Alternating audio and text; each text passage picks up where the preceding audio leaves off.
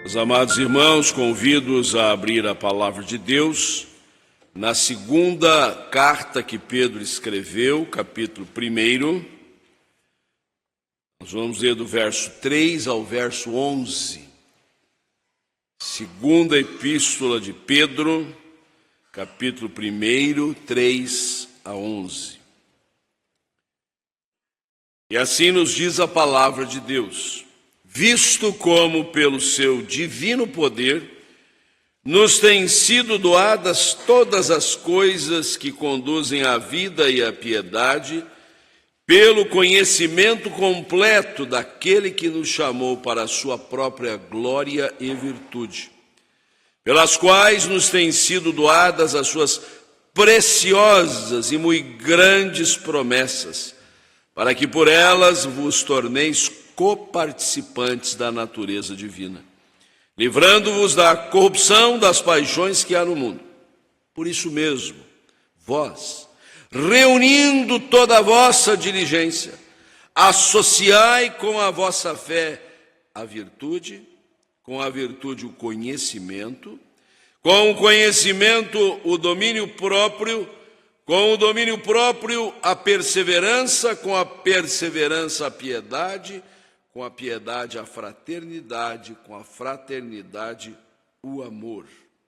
Porque estas coisas, existindo em vós e em vós aumentando, fazem com que não sejais nem inativos, nem infrutuosos no pleno conhecimento de nosso Senhor Jesus Cristo.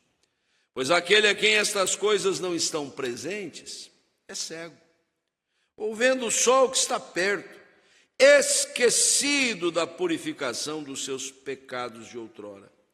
Por isso, irmãos, procurai com diligência cada vez maior confirmar a vossa vocação e eleição, porquanto procedendo assim não tropeçareis em tempo algum, pois desta maneira que vos será amplamente suprida a entrada no reino eterno de nosso Senhor e Salvador, Jesus Cristo.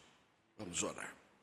Agradecemos a Ti, ó Deus, a porção da Tua palavra que acabamos de ler e na qual vamos meditar. Ela é pão, ela é alimento para as nossas almas, ela é luz para iluminar os nossos olhos, dirigir o nosso caminho. Então, neste momento, rogamos que o Teu Espírito Santo tenha domínio em tudo que tem lugar aqui, da parte do pregador, da parte dos ouvintes, os nossos corações, ó Deus, estejam estribados em Ti. Ensina-nos as verdades contidas na Tua palavra. É a nossa súplica em nome de Jesus. Amém. Amém. Destacando da porção lida, estas expressões no versículo 8, nem inativos, nem infrutuosos. Você está sendo bem ativo, bem frutuoso, frutífero, nem inativos, nem infrutuosos. No dia seguinte à entrada de Jesus em Jerusalém de maneira triunfal, e ele fora repousar na aldeia vizinha de Betânia, certamente na casa dos irmãos Maria, Marta e Lázaro. Ele retornando a Jerusalém, a palavra de Deus nos diz que ele teve fome e viu uma figueira e foi até ela para tirar um figo, tirar o fruto. E a figueira não tinha fruto nenhum, estava infrutífera. E aí o Senhor diz assim: não nasça mais fruto de ti. No dia posterior, eles passaram no mesmo lugar e viram que a figueira estava arruinada. Há uma simbologia muito forte neste episódio, porque a figueira é símbolo de Israel. Israel é a figueira para dar frutos. E apenas em razão daquela situação mais pontual de Jesus sentir fome e não achar o figo na figueira, ele acabou deixando ali um recado muito sério para o povo de Deus, a nação de Israel. E hoje nós, igreja, somos povo de Deus, somos a continuidade de Israel, somos o Israel de Deus. E nós precisamos atentar para essa palavra, para também não sermos nem inativos, nem infrutuosos. Anteriormente, Jesus já havia ensinado aos seus discípulos e aos circunstantes uma parábola muito significativa, conhecida como a parábola da videira verdadeira. Está em João capítulo 15, que se inicia assim: eu sou a videira verdadeira e meu pai é o agricultor, e vocês são os ramos. Ramo, na sua ponta tem que sair a uva. Seja figueira, seja videira, cada qual dá o seu fruto. Se não dá o fruto, precisa tirar aquele ramo. Ele está sugando energia, ele está puxando todos os recursos e não está rendendo nada. Mas se ele é produtivo, se aquele ramo é frutuoso, o agricultor vai lá e tira os frutos e deixa preparado, deixa habilitado para produzir mais fruto ainda. Quem é frutífero sempre. A segunda carta de Pedro é uma epístola muito querida, muito amável, e aí provavelmente ela foi escrita por Pedro já no momento mais adiantado da sua vida ministerial e apostólica, e traduz-se nela muito da experiência de Pedro nas suas jornadas ministeriais, não só em Israel, onde ele ficou muito sediado, mas também ele teve incursões para além disso. E é notável que esta epístola, como a primeira epístola, não tem um endereço de uma única igreja. Na primeira epístola, Pedro é mais específico ainda para falar de um conjunto de comunidades que estava numa larga região. Nessa nem é mencionado, o que vale dizer, é para todos nós o que está aqui. Aliás, mesmo aquelas cartas endereçadas especificamente aos Efésios, aos Colossenses, aos Filipenses, aos Romanos, é para nós também. Mas essa aqui, então, talvez precisamos aquilatar com mais atenção ainda o seu ensinamento. Porque o Senhor nos quer e requer de nós que sejamos prolíficos no Senhor. Possamos proliferar abundantemente. Nossa vida não seja apenas uma história em que recebemos e não produzimos nada e não trazemos resultado algum. Às vezes nós precisamos fazer uma reflexão, uma meditação da nossa jornada cristã, que no caso de muitos de nós aqui já tem estrada, né? E nós temos crescido, temos avançado, temos melhorado, temos sido aperfeiçoados, temos trazido ao altar do Senhor frutos que o glorificam, que exaltam ao seu nome. Nossa jornada cristã se apresenta como efetivamente frutífera, ou porventura somos uma figueira que já não produz mais nada, ramos de uma videira que apenas recebe e não dá nada. E tendo isto em mente, nós observamos que esta palavra introdutória da segunda carta é um estímulo ao desenvolvimento da nossa fé. Somos crentes, nós temos fé. Só o fato de estarmos adorando o Senhor nesta noite é uma expressão de fé. Não vemos o Senhor em lugar nenhum, mas cremos que Ele está em nós, que Ele está em toda parte, que Ele é o Senhor do céu e da terra, e por isso exaltamos o seu nome, e por isso declaramos as suas maravilhas. Isto é um exercício de fé. Nós somos crentes, nós temos fé, estamos aqui com os ouvidos e os corações abertos à sua palavra. Não é uma confiança no pregador, na oração que ele apresenta diante da congregação. É a certeza de que a palavra de Deus é viva, é penetrante, vai fazer uma obra maravilhosa em nós. Então, no culto como um todo, no momento da pregação, nós estamos exercitando a nossa fé muito fortemente.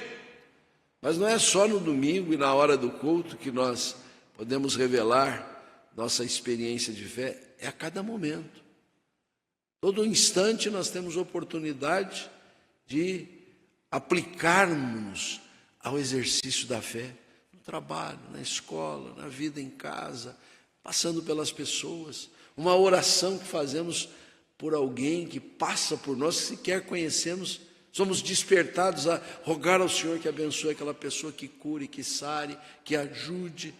Tudo isso são expressões de fé. E nós precisamos então ter este estímulo ao desenvolvimento da nossa fé, visando sermos prolíficos no Senhor. E aí, avançando na meditação do texto bíblico, primeiro de tudo, nós precisamos saber o seguinte, que nós dispomos de tudo que é necessário para sermos frutuosos. Talvez ao ensejo de você ser instado aqui, né? Você precisa ser mais frutífero, você tem que ser mais prolífico, você precisa apresentar frutos. Você vai dizer, mas como? Não tenho condições, sou novo na fé, ou as minhas circunstâncias me impedem de ser mais operoso, minha agenda é muito cheia, eu estou passando por um momento difícil na vida. Razões para não sermos prolíficos, temos muitas. Mas eu quero dizer a você que nós temos mais razões ainda para ser, porque nós dispomos de tudo que é imprescindível para sermos frutuosos.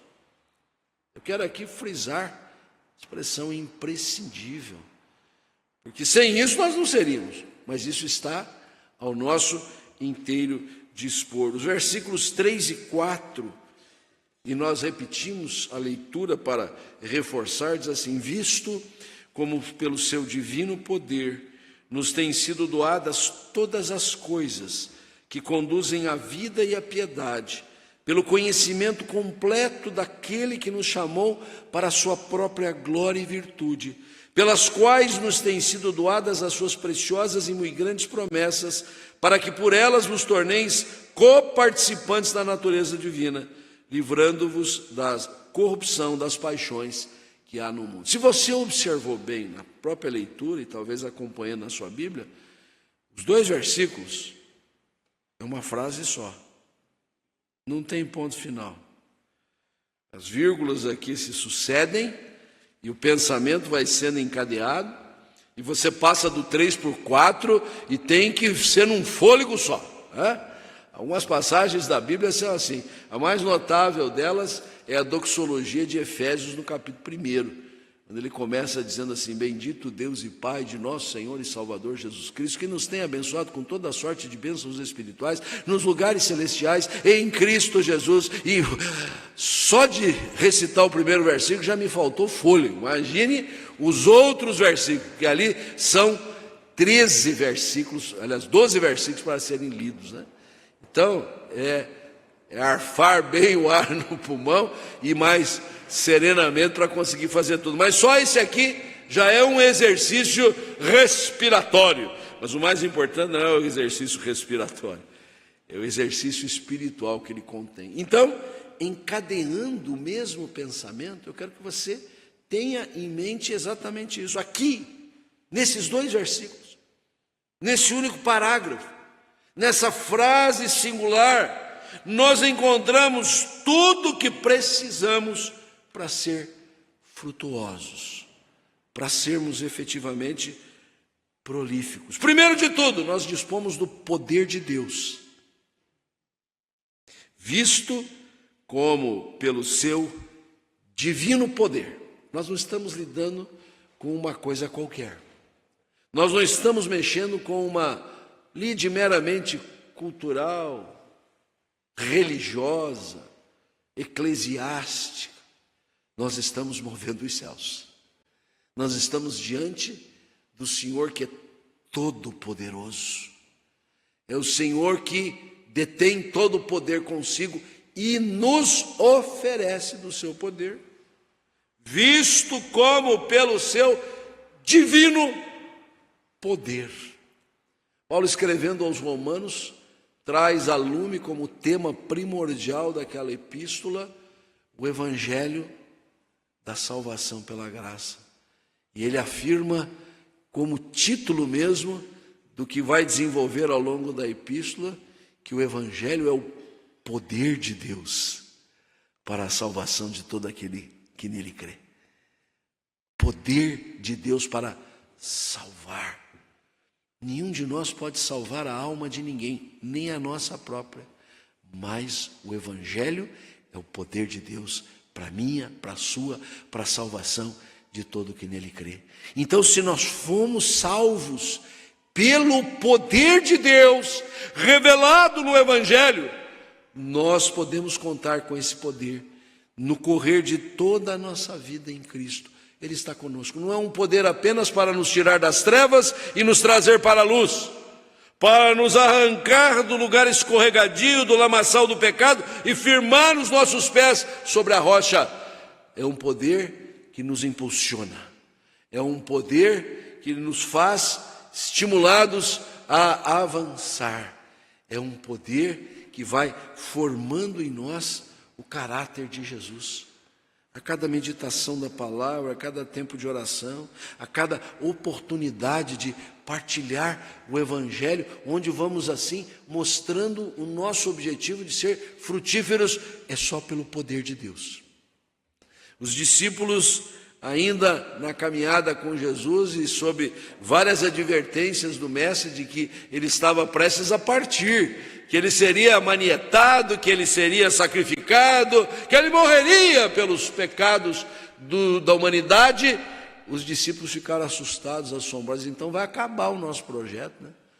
Então nós não vamos seguir em frente. Tudo que nós sonhamos, o senhor está falando o tempo inteiro de reino de Deus, que Deus reina, que tudo é do Senhor, mas agora o senhor vai embora, nem o senhor vai sobreviver. E como é que a gente vai enfrentar aí a oposição?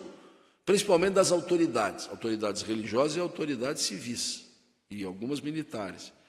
E o Senhor Jesus assim, fique tranquilo, no momento que vocês estiverem diante de reis e poderosos, vos será dada a palavra que vocês precisam dizer. Eu tenho provado muito isso na minha vida. Deus tem aberto portas para a gente estar em ambientes dessa natureza, e eu vejo como uma oportunidade para, às vezes, em 2 minutos, dar o testemunho da fé. E na caminhada, às vezes, de uma agenda para outra, às vezes da casa para esse tipo de episódio, num palácio, numa repartição pública, ou mesmo até num ambiente privado, mas não religioso, eu oro, Senhor, aquela promessa está firme, né? Aquela palavra que o Senhor deixou para aqueles primeiros discípulos continua valendo, né? O Senhor vai me conduzir na Escritura aquilo que é preciso dizer naquele momento. E é notável como a gente, logo após dar aquele testemunho, dar uma mensagem muito breve a partir de um texto pequenino da Bíblia, às vezes uma frase da Bíblia, a gente pode observar a atenção de todos e alguns que vêm e dizem assim, era isso que nós estávamos precisando. Isso é poder de Deus, não é capacidade do pregador, não é inteligência do orador, é o Senhor quem dirige todas as coisas. Então a gente é frutífero, primeiro de tudo, porque dispomos do poder de Deus. E esse poder, em segundo lugar, ele vem como dádivas que Deus nos dá, nos conduzindo à vida e à piedade. Note bem, o pensamento é o mesmo, né? Não teve ponto final. As coisas vêm junto, a gente só aqui está fatiando um pouquinho. Ele diz, o seu divino poder está à nossa disposição e por ele nos têm sido doadas todas as coisas que conduzem à vida e à piedade. Vida e piedade. A palavra piedade, ela fica melhor compreendida quando a gente pensa no indivíduo, um indivíduo pio, né? Geralmente a gente pensa que está falando de alguma autoridade eclesiástica, normalmente algum papa, né? É raro a gente achar alguém no nosso ambiente que se chame pio, né? O pio é o piedoso. O piedoso é o que cultiva a vida espiritual. É o que busca da parte do Senhor, não apenas essas coisas rotineiras, comuns, que qualquer pessoa também busca, vai atrás dos seus sonhos, crescer na vida material, no conhecimento das ciências humanas. Não, ele quer conhecer as coisas espirituais, é a vida espiritual. Na carta a Timóteo, Paulo diz assim: o exercício físico tem lá o seu valor. Ele chega até a dizer, é pouco proveitoso, mas não deixe de fazer exercício físico, né? Mas a piedade é muito mais proveitosa. Então, se você gasta 1 hora na academia, gaste 2 lendo a Bíblia, orando, servindo ao Senhor, evangelizando as pessoas que estão ao seu redor. Você será muito mais prolífico. E ele está dizendo que Deus nos doa, nos contempla com dádivas, com presentes do céu que nos conduzem a isso. Ah, como é que eu vou ser frutífero? Eu sou tão frágil, eu sou tão pequeno, eu sou tão inexperiente. Me converti anteontem, ou já foi o ano passado, mas eu não cresci muito. Está tudo à disposição. As dádivas do Senhor estão à nossa disposição. E o pensamento encadeado continua, porque além do poder de Deus e das dádivas de Deus que nos trazem a vida e a piedade, nós temos o conhecimento de Deus. Pelo conhecimento completo daquele que nos chamou. Conhecimento completo de Deus. Aí eu preciso fazer uma observação de natureza teológica, né? Nós somos instados a conhecer plenamente ao Senhor. Especialmente o apóstolo Paulo, em muitos lugares, fala sobre esse propósito, conhecendo plenamente ao Senhor. Conhecimento completo de Deus. Pedro aqui faz coro com o apóstolo Paulo. Só que nós não temos condições de conhecer, esgotar o conhecimento de Deus, né? Exaurir o conhecimento de Deus é muito mais do que nós podemos captar. Mas aquilo que nos foi dado conhecer de Deus, nós não podemos desprezar. O nosso Deus se revelou a nós, e a sua revelação está aqui contida. Então tudo que está aqui é para a gente aprender. Se ao fim e ao cabo diz assim, mas eu quero conhecer mais de Deus, é só na glória celestial, tá bom? Mas aqui, na realidade terreal, há possibilidade disso. E é o conhecimento de Deus que nos habilita, nos capacita a sermos frutíferos, a trazermos mais resultados para a causa do Evangelho, a apresentarmos diante do trono do Senhor, no seu altar de graça, os nossos frutos, porque vamos conhecendo mais e mais ao Senhor. Poder de Deus, dádivas de Deus, conhecimento de Deus. Mas tem uma coisa que está à sua disposição para você ser muito frutífero, que é o chamado de Deus. O chamado, Deus chamou você. Deus vocacionou você. Deus chegou ao íntimo do seu ser e por meio do canal auricular para dizer, eu estou chamando você para estar comigo, para estar no meu reino. O Evangelho é uma chamada de Deus. Não conhecíamos o Evangelho, não sabíamos nada acerca do amor de Deus, desconhecíamos a história da salvação que tem o seu ápice na cruz de Cristo. Mas um dia essa palavra nos foi comunicada, é um chamado, é uma convocação, é uma vocação de Deus para nós. Se nós fomos chamados por Deus, nós estamos aptos para ser frutíferos, para ser prolíficos, porque Ele nos chamou para a sua própria glória e virtude. Não é um chamado qualquer. Não é um chamado para ser membro da Igreja Presbiteriana de Curitiba, o que já é grande coisa, viu? Mas é pouco. Recebemos recentemente, com muita alegria, muitos novos membros aqui na igreja. Deus nos tem dado a bênção de expandir com novas congregações. Isso é maravilhoso, mas o que você precisa saber é que você não foi chamado para frequentar um hall de membros de uma igreja. Você foi chamado para a glória e virtude de Deus. Em quinto lugar, dispomos também das promessas de Deus, que são preciosas e muito grandes. Agora nós já estamos lá no versículo 4. Nos têm sido doadas as suas preciosas e muito grandes promessas. Os antigos conhecem bem a famosa caixinha de promessa, né? Mas nós não sabemos o que é isso, né? Mas a mesinha da sala fica ali, a caixinha de promessa, um estojinho pequenininho, com pequenos stickzinhos assim, cada um deles tem um versículo da Bíblia, e na hora em que uma visita chega à casa da gente, no momento do cafezinho, do biscoito, a gente abre a caixinha e diz assim, tire um versículo, né? E até dava para a pessoa levar de presente, né? Quantos lembram disso aqui? Vocês já têm rodagem, viu? Essa é a turma antiga, né? Caixinha de promessa. Olha a caixinha de promessa aqui. Alguns estudiosos dão conta, na sua pesquisa, que nós temos cerca de 34 mil promessas na Bíblia.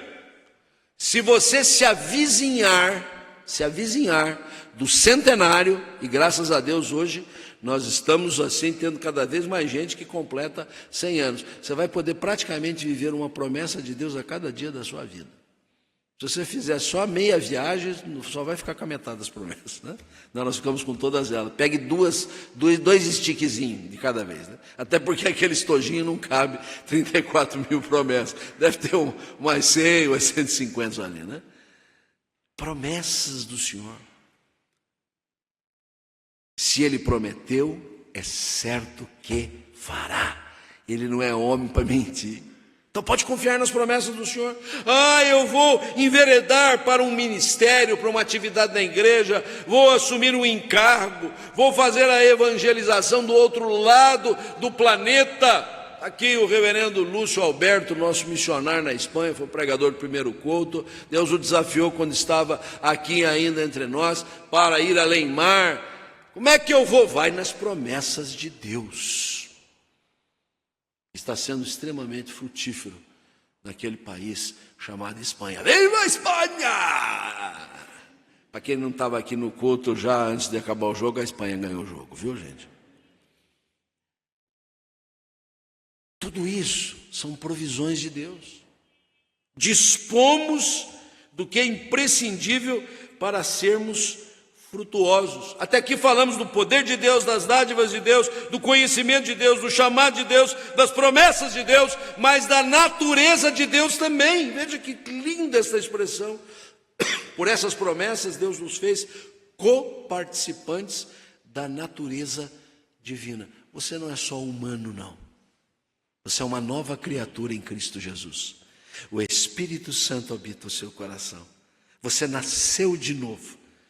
Quando Cristo foi visitado pelo fariseu chamado Nicodemos, líder do Sinédrio, um teólogo, ele foi às escondidas porque sabia que isso poderia comprometer a sua condição no Sinédrio. E logo saúda Jesus de uma maneira assim tão gentil, bom mestre, né?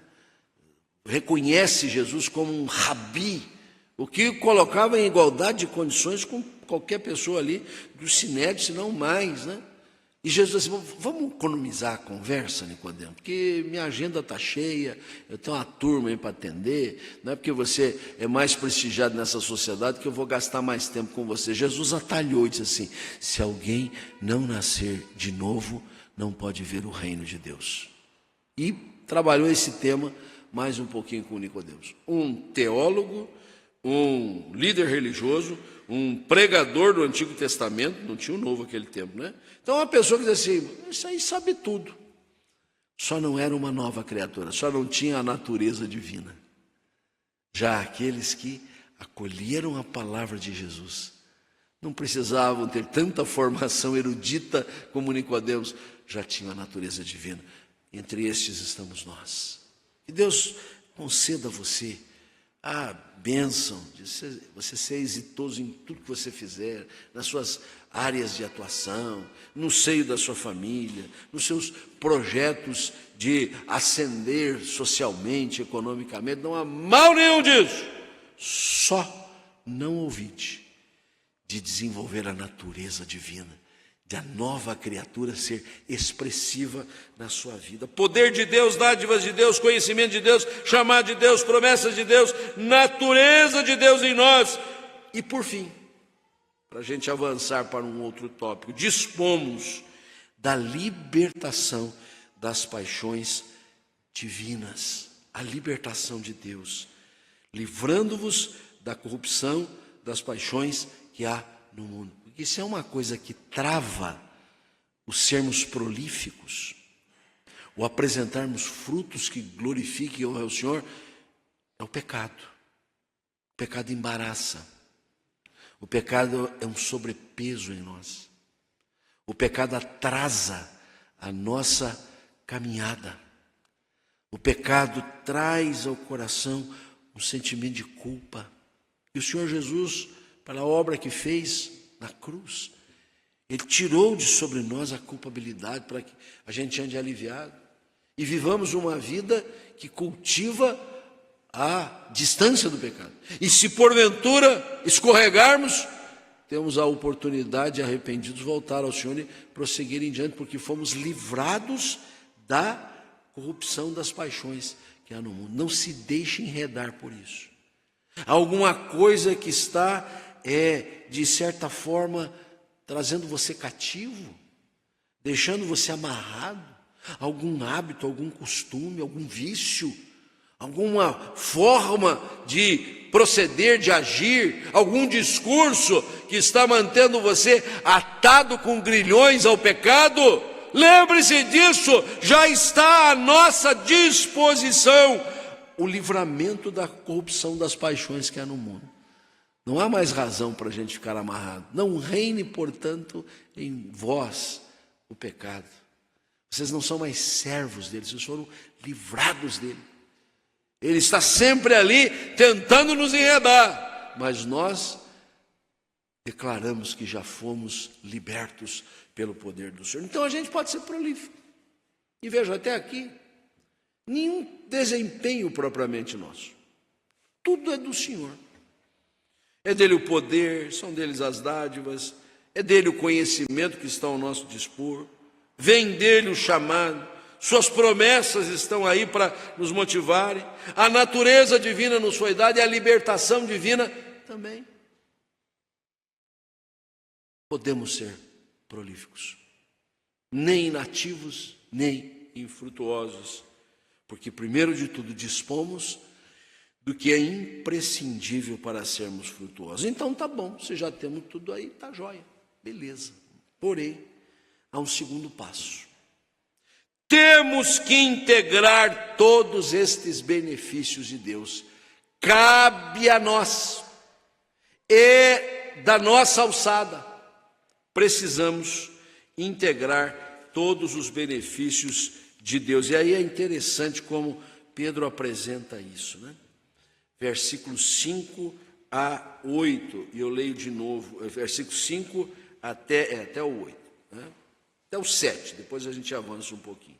Diz assim: por isso mesmo vós, reunindo toda a vossa diligência, associai com a vossa fé a virtude, com a virtude o conhecimento, com o conhecimento o domínio próprio, com o domínio próprio a perseverança, com a perseverança a piedade, com a piedade a fraternidade, com a fraternidade o amor.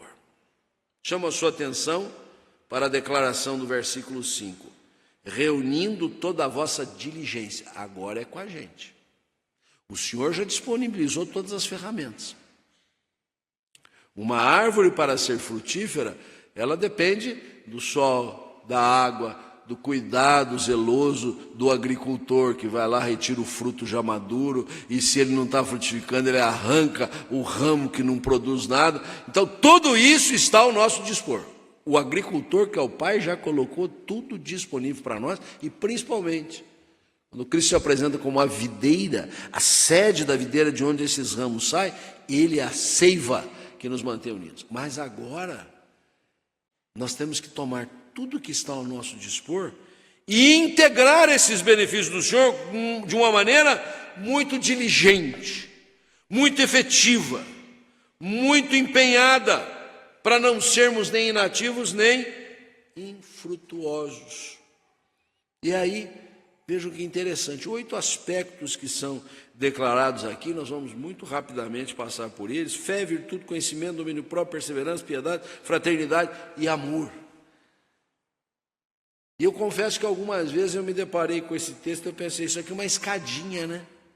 A gente começa na fé e a gente está dizendo que esta página da Escritura é uma palavra estimulando o desenvolvimento da fé. Então nós começamos. Agora nós temos que ir galgando degraus. Da fé para a virtude, da virtude para o conhecimento, do conhecimento para o domínio próprio, até chegar no amor. E o amor, principalmente, que é tão apresentado na Bíblia como algo excepcional, né? Na carta aos Coríntios, Paulo diz assim: agora só fica a fé, a esperança e o amor. Esses três, mas o maior é o amor. Então, às vezes, movidos por esse entendimento, a gente começa na fé e vai subindo a escada, até chegar no amor. Mas não é essa a ideia de Pedro, não.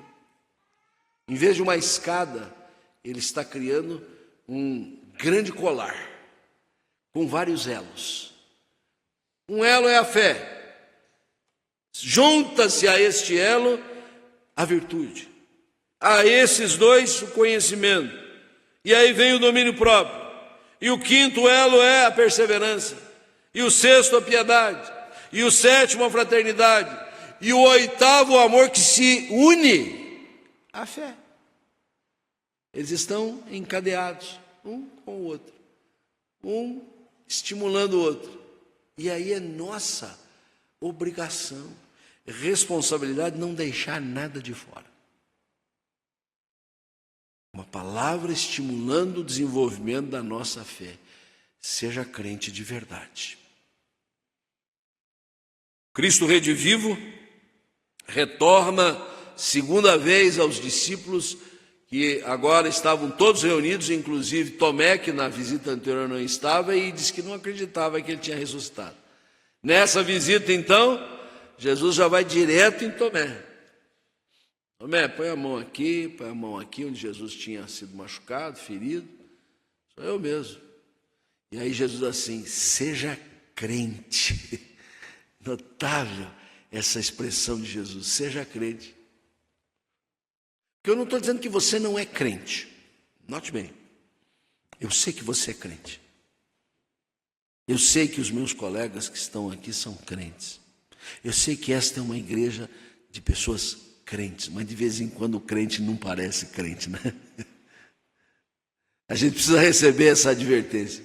A gente tem a fé em Jesus, a gente professa essa fé, a gente declara essa fé, mas há momentos da nossa vida que parece que crente a gente não é.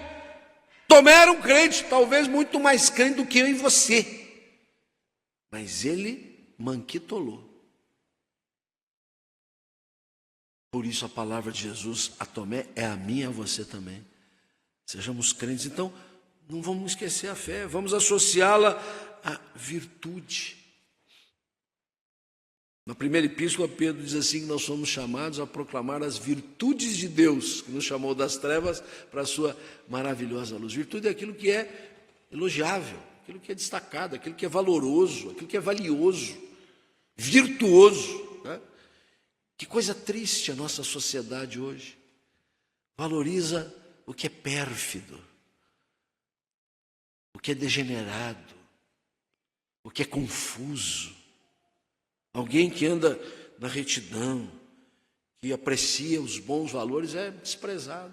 Alguém que fala a verdade, para que falar a verdade? O negócio é ludibriar, enganar os outros, né? É viver enganando. Virtude.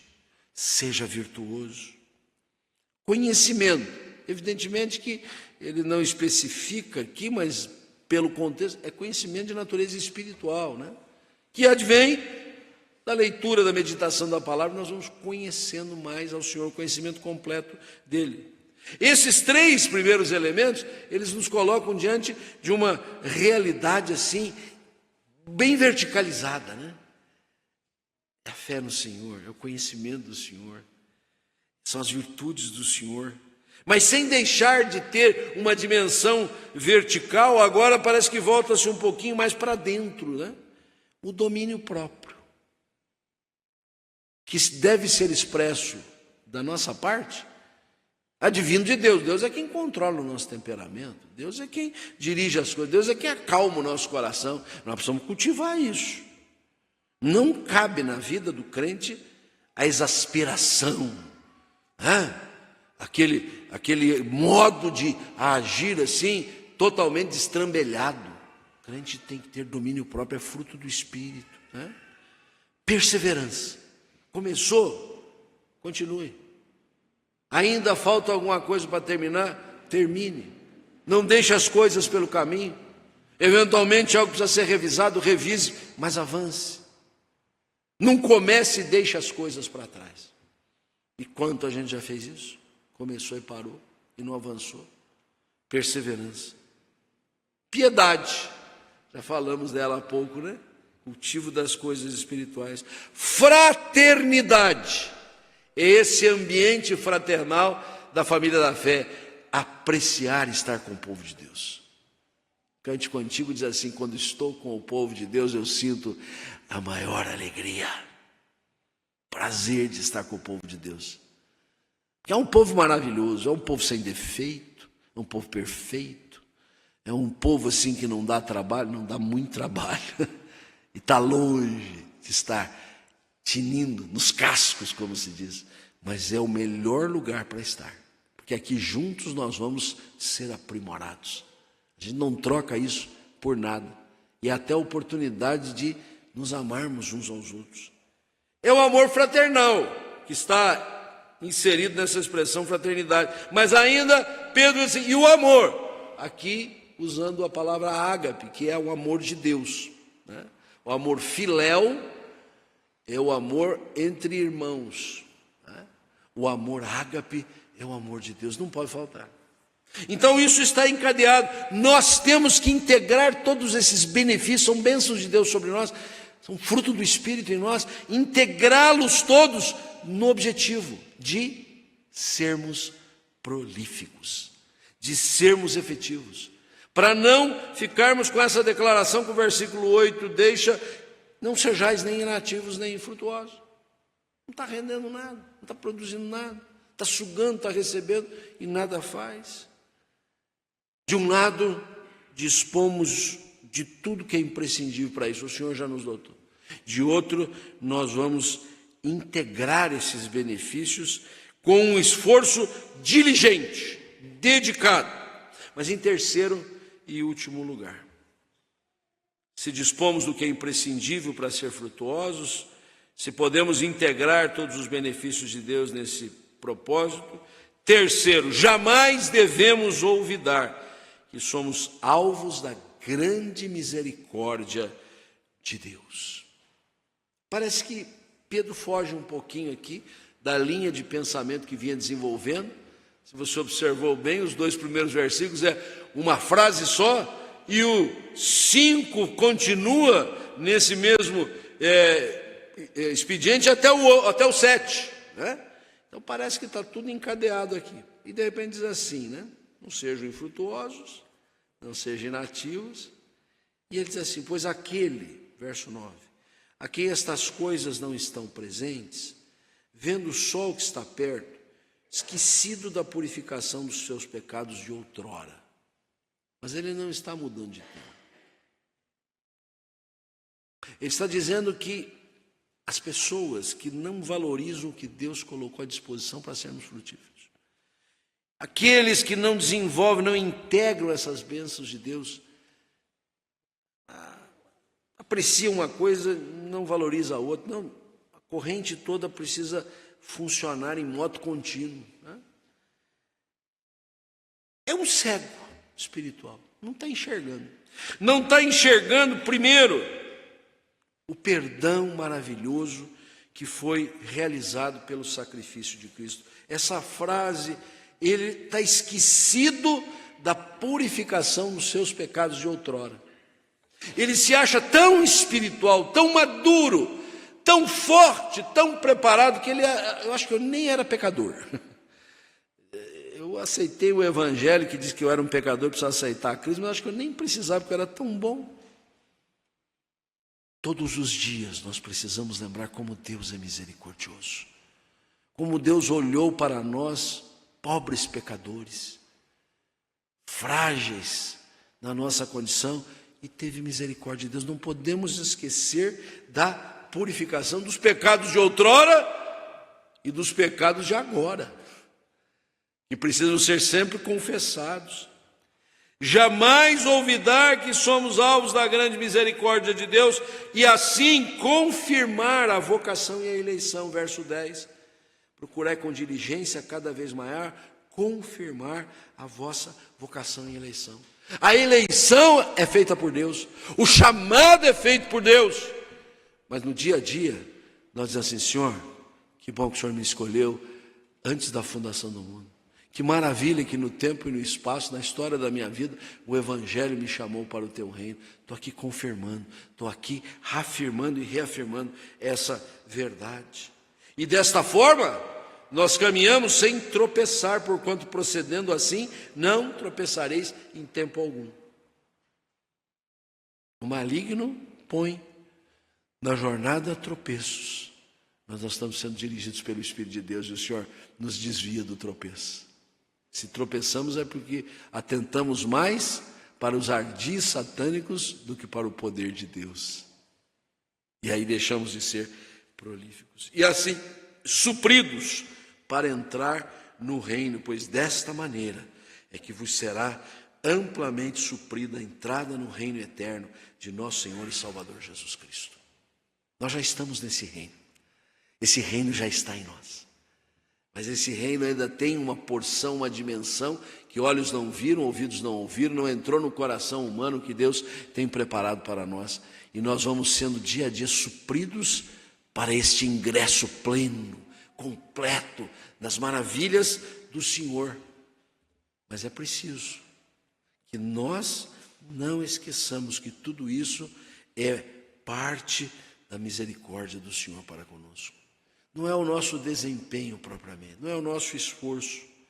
É um Deus muito gracioso, um Deus que nos toma pela mão e nos conduz, e que nos desafia a sermos efetivamente frutíferos, não sermos nem inativos, nem infrutuosos, sempre avançando nos caminhos do Senhor, jamais retrocedendo. Que você se sinta estimulado a isso, no desenvolvimento da sua fé, que você se apegue a estas verdades que as Escrituras nos conferem, que a sua vida seja extremamente prolífica. Amém.